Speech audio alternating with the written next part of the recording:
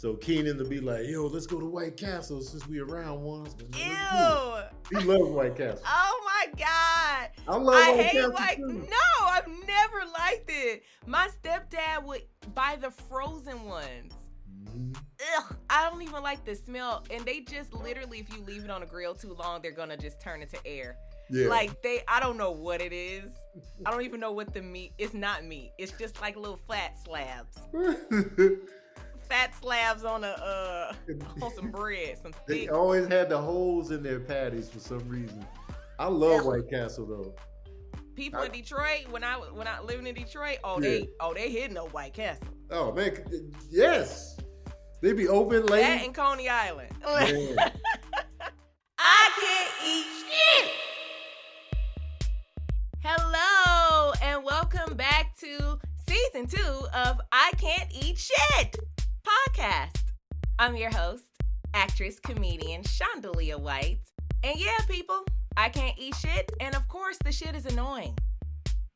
I started I Can't Eat Shit podcast because I was secretly ill for many years. People were asking me a lot of questions.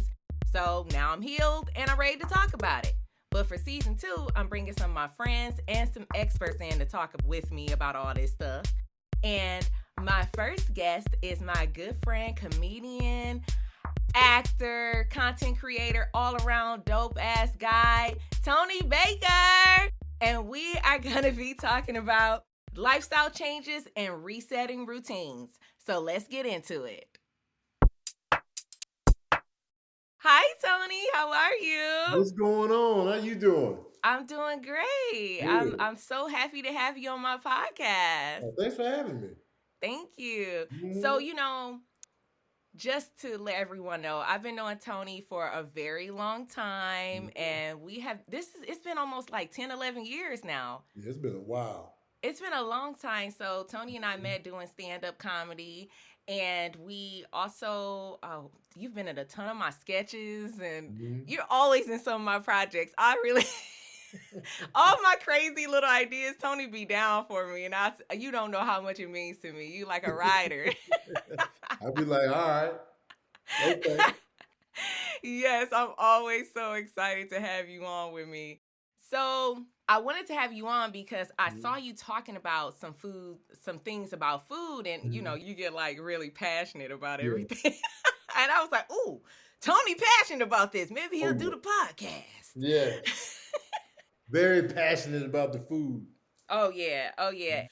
We out here. And he's been talking about a lot of food things on his Verbal Cardio podcast, but specifically the reason I want to have you on is because I saw the video where you were talking about lifestyle changes and not just diet changes, and I thought that was really interesting. So the first thing I wanted to just go right in and let's get into that is what prompted that initial visit to have the blood work done, because you said you had blood work done and one of the technicians, I'm assuming, told you that, oh no, it's not a diet change, it's a lifestyle change. So what started that whole thing? I reached a point where I was just like, man, I feel like I want to lose some weight. Like, when I got weighed going there, I was 272 at the time. And I was like, man, I didn't know I was that heavy because I had been avoiding the scale. Like, you lie to yourself about where you're at as far as like your weight and your health. You'd be like, no, it's just this. So I weigh this. So I went in there. I went to this place called Terra Rosa. This was in Las Cruces, New Mexico. And so they did my blood work. They weighed me. They gave me the full workup. And I can't remember a specific thing that made me go right then and there. But I just knew, because I was eating everything back then. I was just eating whatever. And I call it the Tony Bacon days. Of just like, I'm eating yogurt, I'm eating sweets, I'm eating large portions of everything. The only thing I wasn't eating then was pork, because I gave up pork in like 91. Okay. So this was like 2003. And so once they did the full workup, my bad cholesterol was high. And so they showed me how to start food journaling, and they gave me parameters to stay within. So I had to be within 1,650 to 1,800 calories a day. I couldn't eat anything over 10 grams of sugar per serving. And my fat had to be between 30 and 40 grams of fat a day. And Okay. so, and they showed me that, my plate size needed to be smaller, um, and all of that. So I was just looking at food differently. Now I'm reading the back of, packaged foods and looking at the nutrition facts. And I lost a lot of weight doing that. I went from like 272 to 217 in like 6 months. Wow. I was just about to say, how long did it take you? It took 6 months. That's actually pretty fast. Yeah, it was like that first month I lost 27 pounds, and then the weight loss kind of just gradually slowed down, but I went all the way down to 217. Dang. Yeah. And so, what was your goal? My goal was to actually, what I feel like I never set like a weight goal then. It was just like, because I was uncertain if it was going to work. I was like, Mm-hmm. man, does this really matter? You know what I mean? And I remember too, they also prescribed me with like an appetite suppressant when they got me on this program. But the side effect is, I noticed that my penis wasn't working. So I was like, Oh, yeah, wait, from the food? from the appetite suppressant Oh, medication. okay, okay. So I noticed, I was like, nah, I'm not gonna have this. You like, we gotta have the cigs. We gotta have the sex. I was married at the time too. I was like, nah, man, we're not doing this. And Oh, so I quit wow. taking the appetite suppressant right away, and I was just, just using discipline. And so yeah, once I got down to that 217, I was like, wow, this really worked. So ever since then, I still stick to that. I still primarily stick to. I don't eat anything over 10 grams of added sugar per serving. I try to avoid that as much as possible. Occasionally, I'll splurge, and I look at the nutrition facts and all of that. And so, like even now, I think I'm like 208 now, so I'm even lighter than I was in Back then. 2004. So Yeah. I've probably been like lately the lightest I've ever been since I was in middle school. Wow. Yeah. Hmm. Wow. I'm definitely not my middle school weight. I was definitely smaller, but Yeah. I've always been, I'm naturally thin. Right.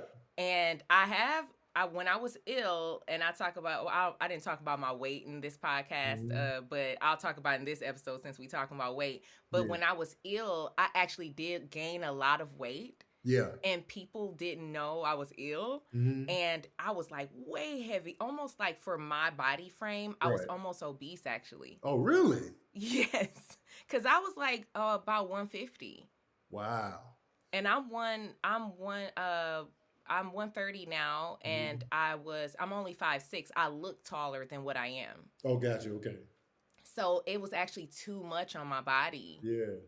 And I had never been that heavy before. And I was like, I mean, it looked good. Yeah. It didn't look bad. I was thick. Your girl was thick. I had the 33 jugs and I had the double D. Well, I said I had the double D jugs and everything. I was Yeah. out here. I was looking voluptuous. People. So when I lost weight, people actually were like, "What's wrong?" Because especially in the comedy community, because Right. they were so used to seeing me actually a little heavier. Yeah. I don't And remember you looking heavier I, though. I know I was though. This was like in about 2000, right before the pandemic. It was like 2018. I must not. Yeah. I guess I didn't see you around during that time. No, you did, but you know Oh, what? did you? When we do comedy, I wear a lot of heavy clothes. Oh, gotcha. I Gotcha. layer up, so you wouldn't have you Yeah. wouldn't have really noticed. But when Yeah. I went to Spain and I put on my nice little dress and stuff, I Yeah. was like plat out, and I was like, oh, okay. It stood out in a picture, and then my husband said something. He was like, "Dang, you." And that's when I knew. I was like, "Oh, your girl is thick," and I'm like, so yeah. And it wasn't from food. It was just like my stomach. I was like ill, and I guess I Wow. was just packing on the weight. So yeah, it was not necessarily healthy for me. So once Gotcha. I started working out and getting my diet and Mhm. my stomach together, Yeah. that's when I was able to kind of drop back down. So yeah, but that's so funny. You know what's interesting about that? A lot of times we think about like if somebody's not doing well on the health tip, you think about them losing weight. It's Yeah. rare that you hear about people actually gaining it when they're Yeah. not doing When well. they're Of not course, of doing course, well. a bad diet is going to lead to weight gain and health problems down the line. But in your case, where you're just naturally a certain frame, you gaining the weight is just like, wait a minute, something's going on Something in the off. health tip. Yeah. Yeah. And I was like, one of the things that made me notice it too was that same year when I was the heaviest, and then I couldn't keep food down. Mm. I was just like constantly vomiting and Oh stuff. wow. Yeah. And I was like, something's wrong. Wow. Like, it's not, they keep trying to give me antibiotics. That's definitely, they give you antibiotics for anything. Right. Right. I'm surprised they didn't give you that for the weight loss. Exactly. Your cholesterol high, man. Give them some antibiotics. You're right. Go ahead and give Mhm. them some antibiotics. That's like the solution for everything. And I was like, Everything. this They, is not they be it. like, you stressed and antibiotics. That's all they talk about when you go up in there. Yeah. So wait, what was causing your high cholesterol then? I was eating a lot of I assume that it was like when I think back to how I was eating then, I was a yogurt fiend.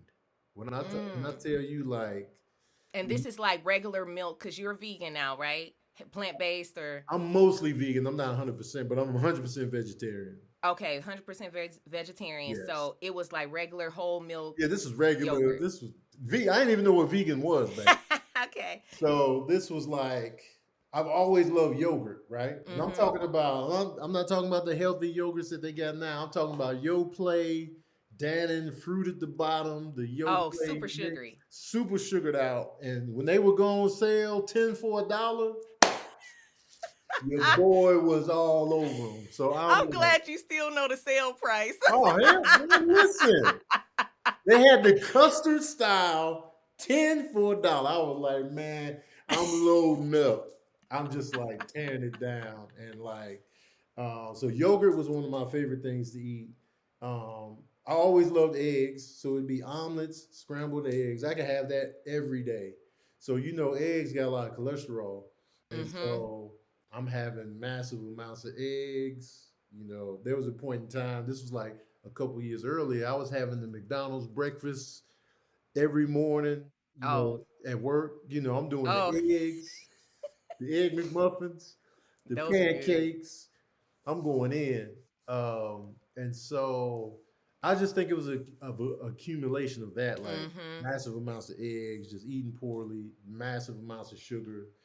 So my cholesterol was like, bruh, What are you yeah, doing? what you doing, though? And so I was just not mindful of nutrition like that. You Mm-hmm. know what I mean? I knew about diets and stuff, but it was like I wasn't paying it any mind. And so What did they tell you would happen if you didn't get your cholesterol under control? Do you remember that? I don't remember them telling me anything. They didn't have to. Like I knew like, oh, I can't have no bad cholesterol. And Mm-hmm. so, because you got the bad cholesterol and the good cholesterol, that's what they Mm-hmm. call them. And so, my bad was high, and so I was like, high cholesterol, like that's all I need to hear. Because I'm the type of person once I go to a healthcare place, I follow directions. I'm not one of those. I'm not one of those patients that be in there acting like I know more than them. Just because I've been googling some shit or like be like, actually, nah. I'll be like, oh, okay, yeah, sure, yes. Yes. I might look up medicines later and their side effects, but as far as like one of those patients that come in there and just disregard everything they say, it's like, what are you doing? Why'd you even So, come? yeah. So Right? I'll be If you weren't following gonna that. believe me, Yeah. why you come? Why you here? And I mean, to so be fair though, sometimes you can tell some doctors just don't care. They they just there don't getting a care, but check. they don't give you anything. You can tell when you're getting like you can tell when you're just getting like general information from a Mm-hmm. doctor. Like, oh, it's this. And then you be like, no, it's this,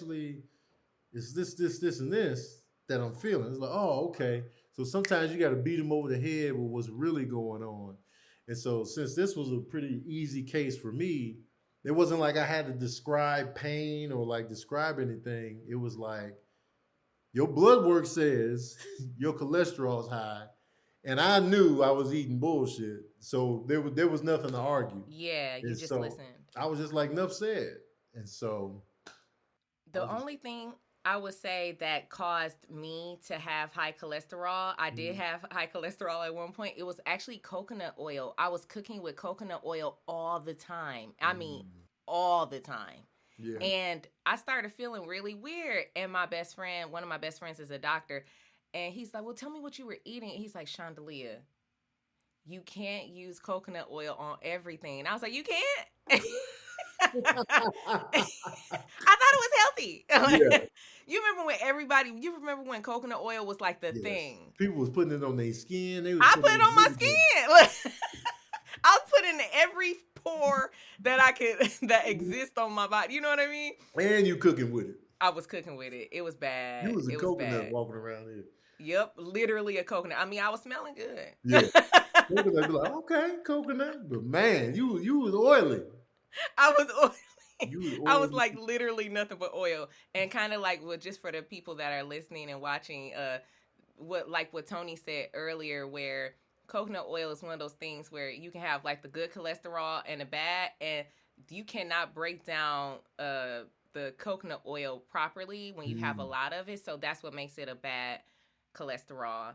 You talk about you're like very passionate about the weight loss and the diet, and you said that you like holding your friends accountable. mhm.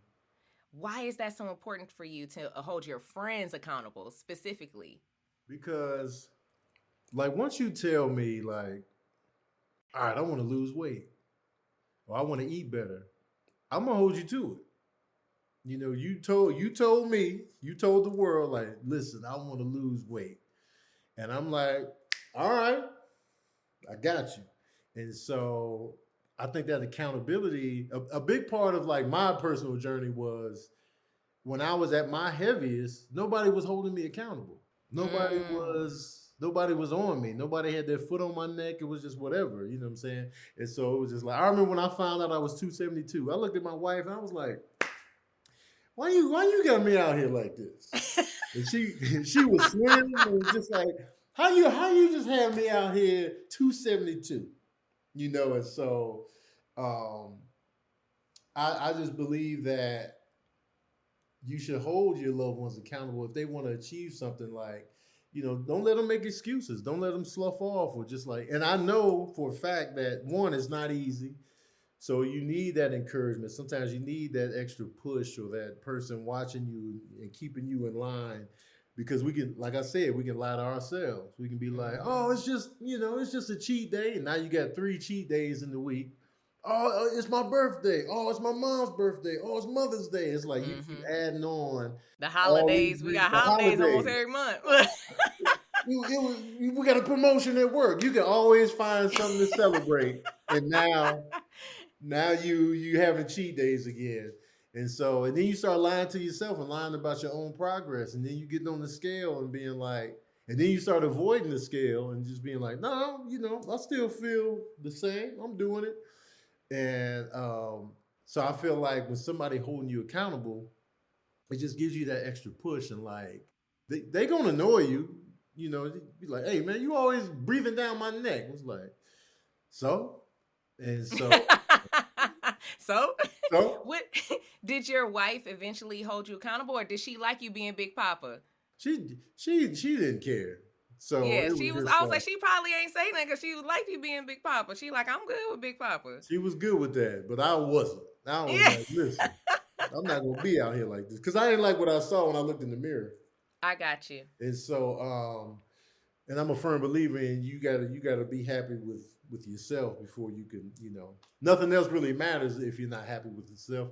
And so I just believe in that. If you tell me, yo, Tone, man, I want to lose some weight, I'm gonna help you do it. I'm gonna make sure you're not eating out all the time. You're not eating the greasy fried foods. I'm gonna be like, yo, why you getting the cookies if we doing Why you this? getting the cookies? Yeah, it's like, what we doing. And so yeah, and I just believe in accountability on all fronts, not only diet, but I just feel like we got to hold ourselves accountable and others. You share everything on Yeah, your podcast. But you share a lot about your eating and cravings and your gym time and your walking through the neighborhood and Mhm. all those different things. Do you feel that sharing your journey and showing how it does that help you stay accountable, since you don't do you necessarily have someone holding you accountable? I'm assuming you hold yourself accountable. Right. And but does that help you by sharing with others? 100%. Because now it's like, all right, I told everybody I'm doing this. I have to do it now.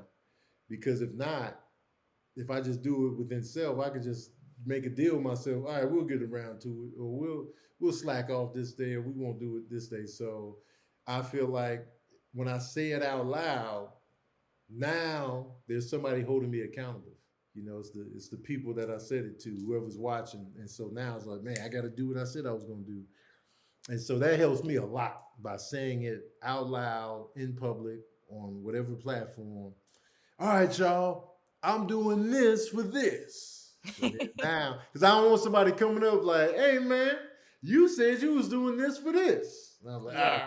you right. And Yeah, so, I don't share as much as you, but mhm, well, yeah. this is like the most I've ever shared anything Uh-huh. with my podcast, Yeah. but I do hold myself accountable. I do find ways to hold myself accountable, and if I don't feel like I will, I don't like sharing it. So I think that's a Mhm. good point, Mhm. that if I think I might slack off, cuz I don't like letting people down Yeah. in that way, and I hold myself to a specific standard. Uh-huh. So I agree, where if I share it, then I'm holding myself to it, where Yeah. it's like, I already said we doing this, so let's hit it. That's that extra push because, Mhm. like you said, you gonna forgive yourself. You gonna forgive yourself. You gonna be like, man, Mhm. you all right, Shondalia.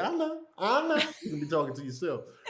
But when it's that outside, like that person, like you said, you're like, oh, I did. All right, let me get up and do this.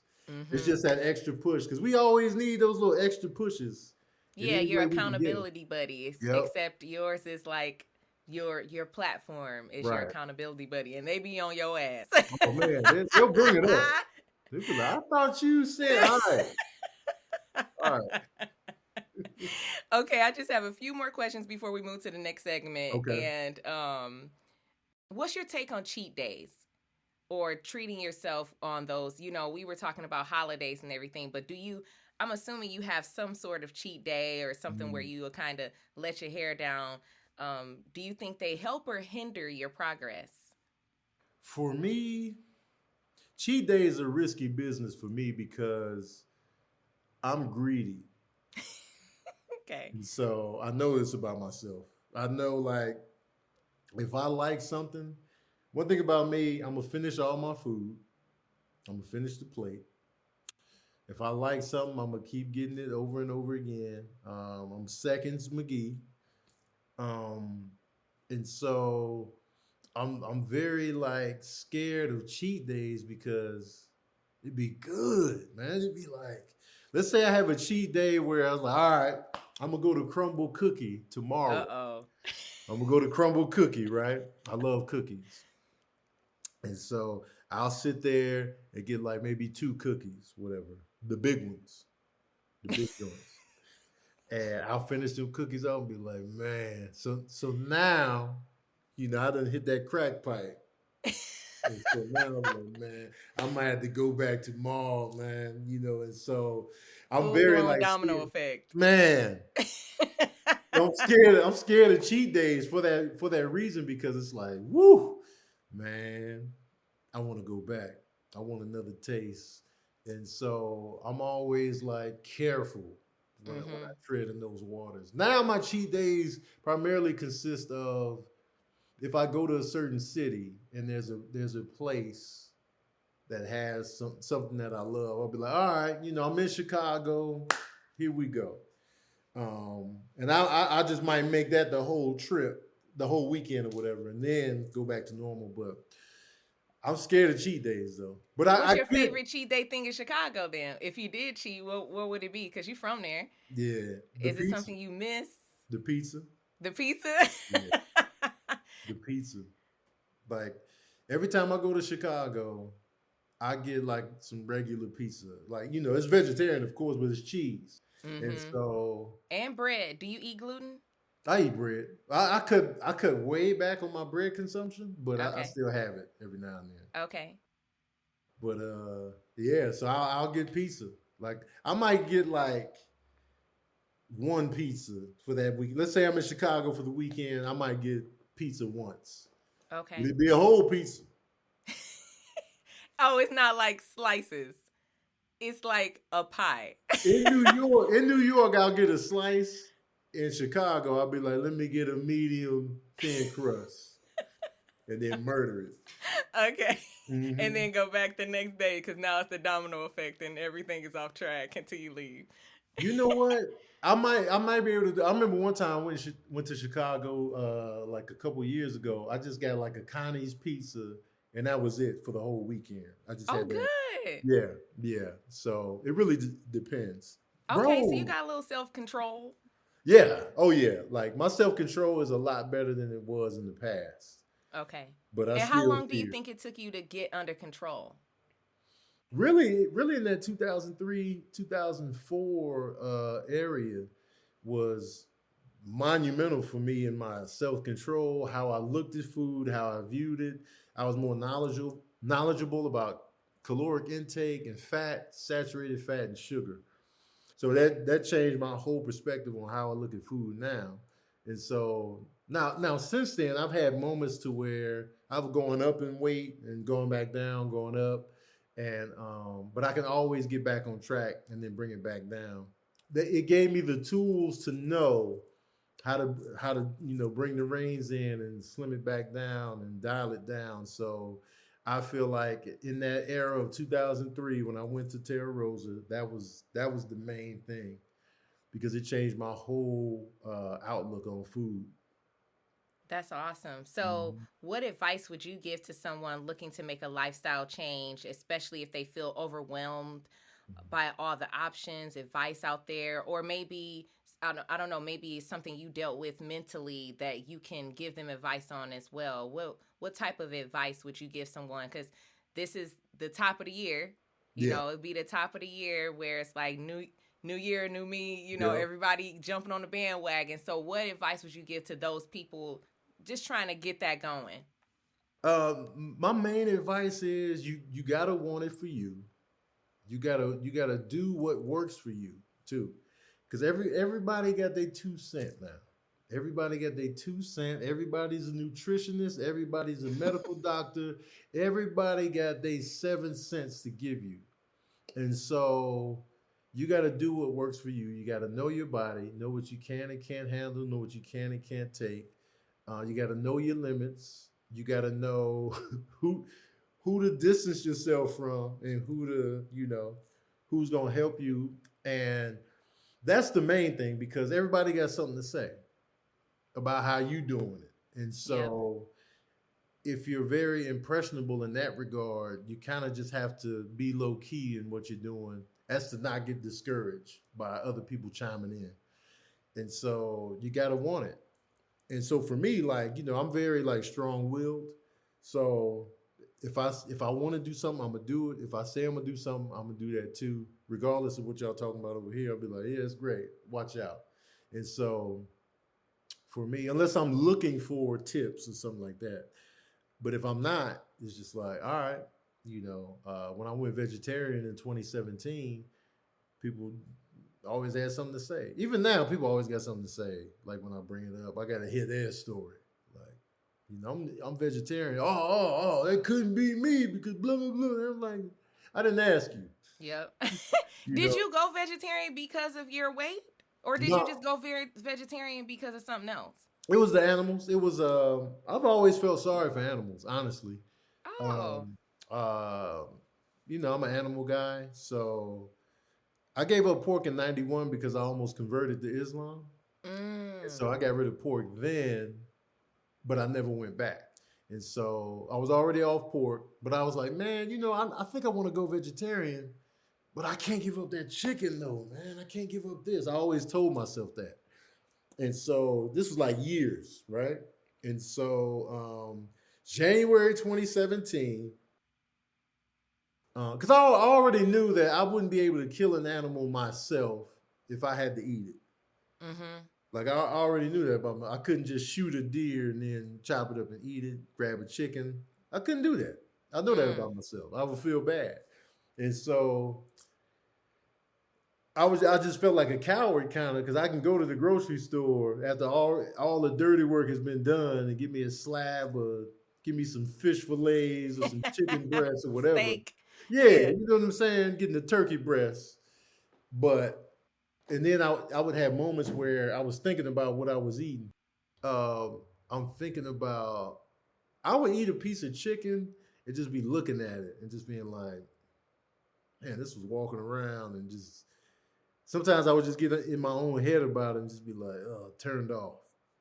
So fast forward, 2017 January. I don't know, you know Meg Scoop? Mm-hmm. So Meg Scoop, she was always doing something. She was always like, I'm not eating this for this long. I'm not doing this for this. And so at that time, I was like, yo, Meg, what you doing now? And she was like, I'm not eating meat until Valentine's Day. Oh wow. And I was like, you know what? I'm gonna do it with you. And so, and I like that I told her that because it was like it was somebody that's gonna hold me Accountability. accountability. And Yep. so I did that, never went back. Oh. Yeah, so that's all it took.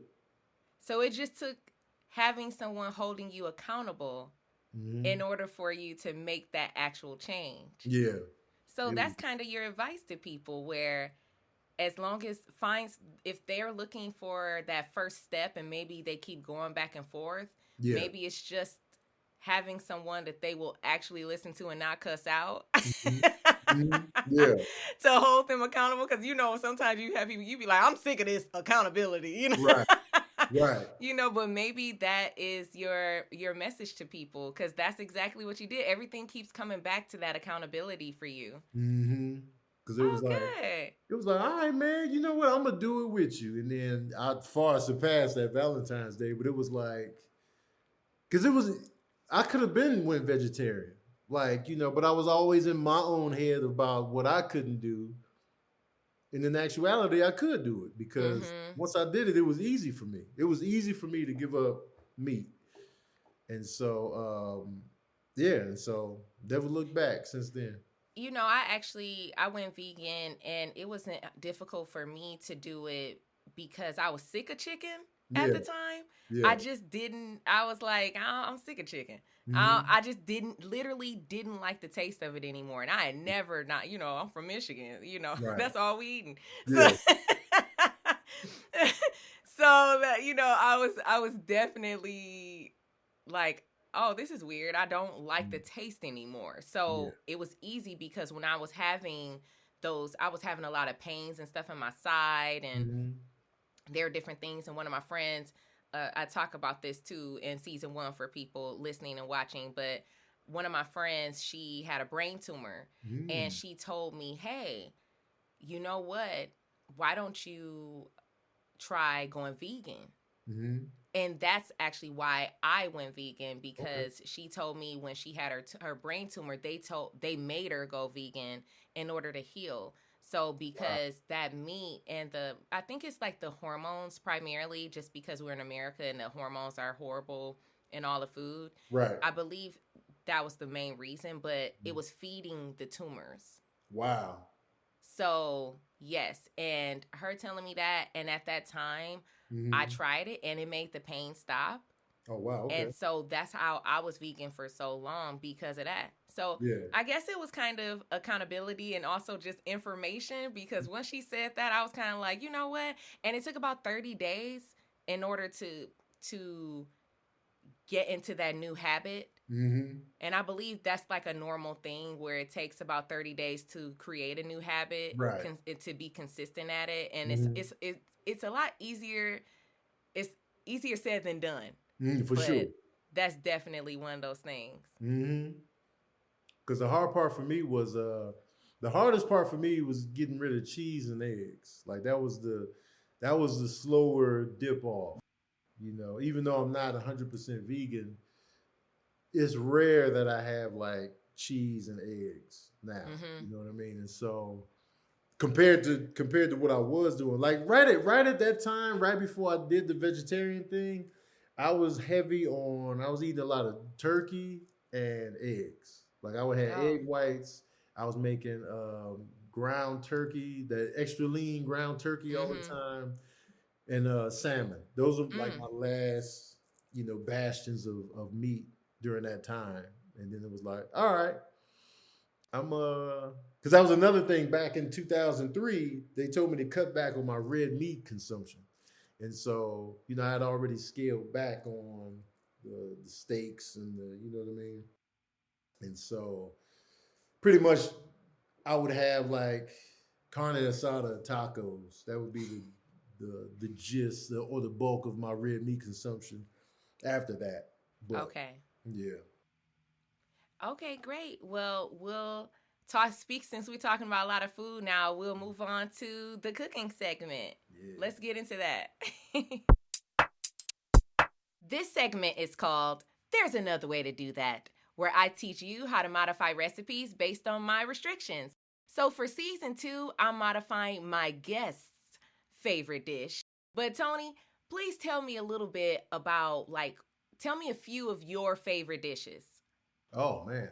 So my favorite genre of food is breakfast. It's always been like when I was a kid, I used to love lasagna because I love Garfield the cat, and that was like his favorite thing to eat. It was. Man, lasagna.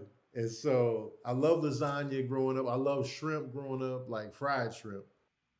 And then I would switch over. And then I started loving like tacos. But through all of that, breakfast was always the most exciting meal for me. Um, those days when my mom would be like, "We having breakfast for dinner," I'd be like, "Man, let's go, man! Breakfast for dinner."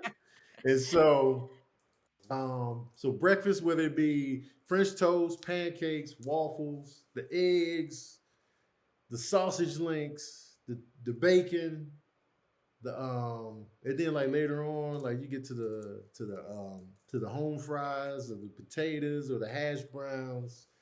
And then like I remember one time we were hooked on like salmon croquettes, eggs, and grits as a combo. Me and my boys was making that, and like so the breakfast genre is always like number one for That's me. your number That's one. my number one.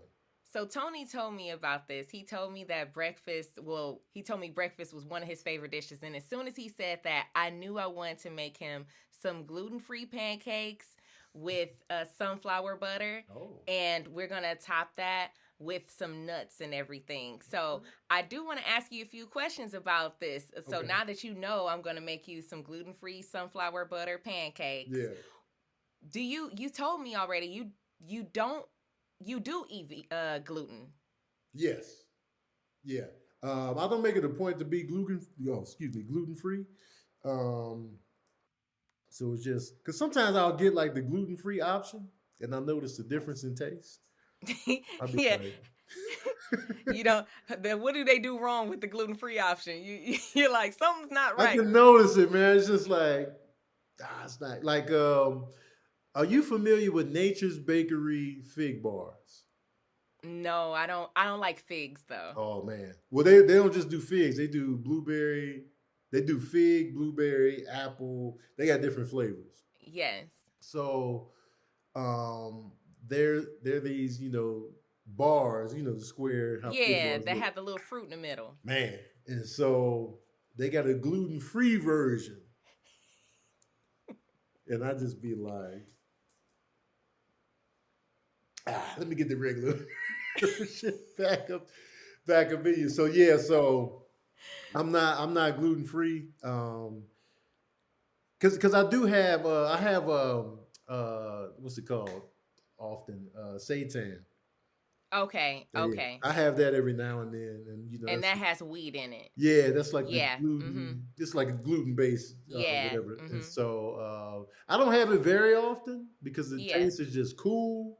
But I do have it. It is a common dish, like especially for people that are vegetarian Hmm. or vegan. It tends to be in a lot of things. So, Yeah. why do you love pancakes so much? Oh, I couldn't even tell you, man. Like it's just when it comes to biscuits and bread, I'm a fan of bread in general.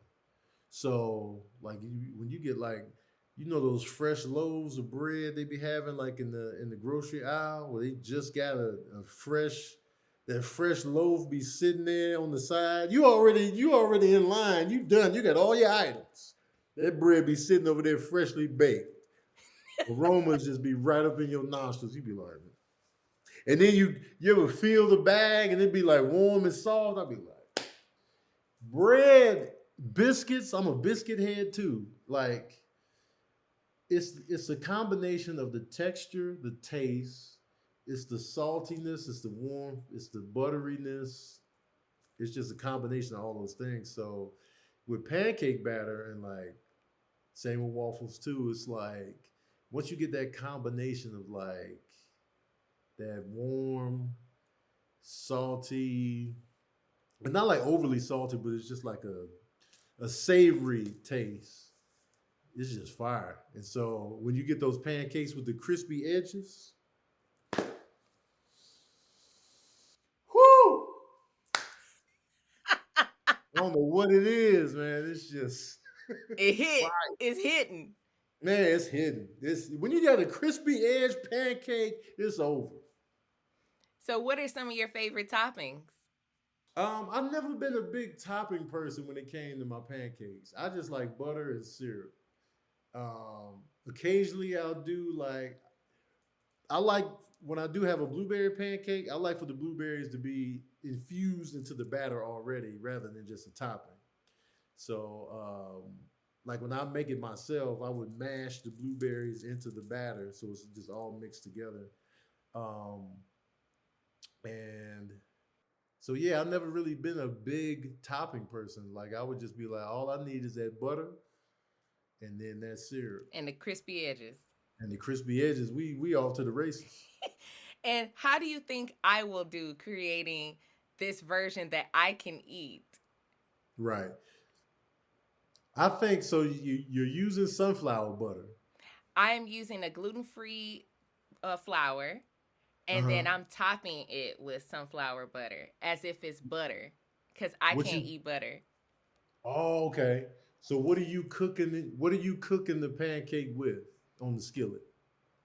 Do you mean like it's pancake mix, and I'll be using oil? Oh, so just regular oil? What kind of oil? Olive oil, and maybe a touch of coconut oil. That coconut oil gonna come just a back touch. I know you're gonna call me out on it. You gonna bring that coconut oil back? Okay. Had high cholesterol, no. For the crispy edges, look. The crispy edges, and that's what I was getting at. So those oils, will they heat up enough to get the crispy edges going? Yeah, we shall see, right? And then if you got the crispy edges, you off to the races. Well, we'll see how I do. Yeah, you're off to the races on that, man. Whew. Be sure to check out how I modified Tony's favorite dish on my YouTube channel. The link is in the description. Up next, Shondalia's Inside Scoop. This is Shondalia's Inside Scoop, where my life is a trivia question. So, can you guess what's really real about me? We gonna see if Tony can do that. All right, so the game is simple. I'll ask him a few questions about my life in regards to health and wellness, and he'll tell me how well he knows me based on what he answers. So let's get into that. Okay, Tony. So the first question is, which things are part of my restrictions? A, gluten. B, dairy. C, beans. D, all of the above.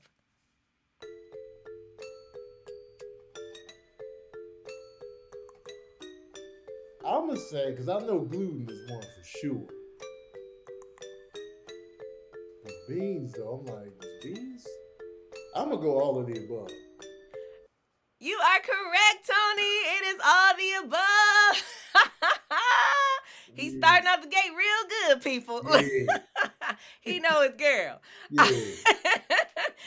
Okay, question number 2. I eat a lot of vegetables. Mm-hmm. Am I actually a vegan? Yes or no? No. You are correct. Yeah. We got 2 for 2. Hey! Yeah. I am not a vegan. A lot of people think I'm a vegan. I used to be a vegan, and I was a vegan for maybe about 6 years or so, but I am not a vegan, people. Yeah. All right. And one more question, Tony. Okay.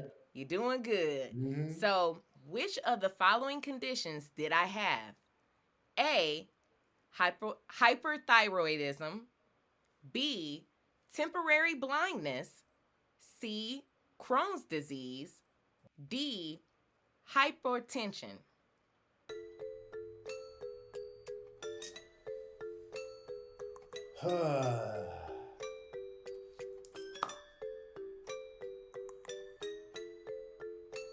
I feel like you told me about you going blind. Is that your answer? Yes. He got 3 for 3. Let's go, man. I did go temporarily blind. I have an eye condition called EBMD, people, for the people that don't know. And I went blind 2 or 3 times within a year. That's crazy. Yes. They call it sloughing, and my cornea sloughed right on off. That's Tony, crazy. you have won the game. You get bragging rights, baby. To knowing your girl and her health and wellness so well. I'm so proud of you. I was like, I don't know if Tony gonna get this. The fact that we're so excited about your temporary blindness is crazy. We're like, yeah. He was blind, y'all. I was, and it was crazy. Like, side note, I was like doing work and everything. I had on my sunglasses, and I was just like, oh yeah, I just had LASIK, and but I literally couldn't see out of one of my eyes. That's crazy. It was nuts. It was nuts. I'll talk about that in another podcast. Yeah, man. So Tony was ready to take a bite out of my story. So coming up next, we gonna wrap this thing up. I hope that this episode will help any of you trying to start this year off with a bang, making sure you don't just change your diet, but you change your lifestyle. And just like Tony said, you can do that with accountability. Find that accountability buddy that you won't kill. And even if you are going to kill each other, you stay accountable to killing each other until you get everything right.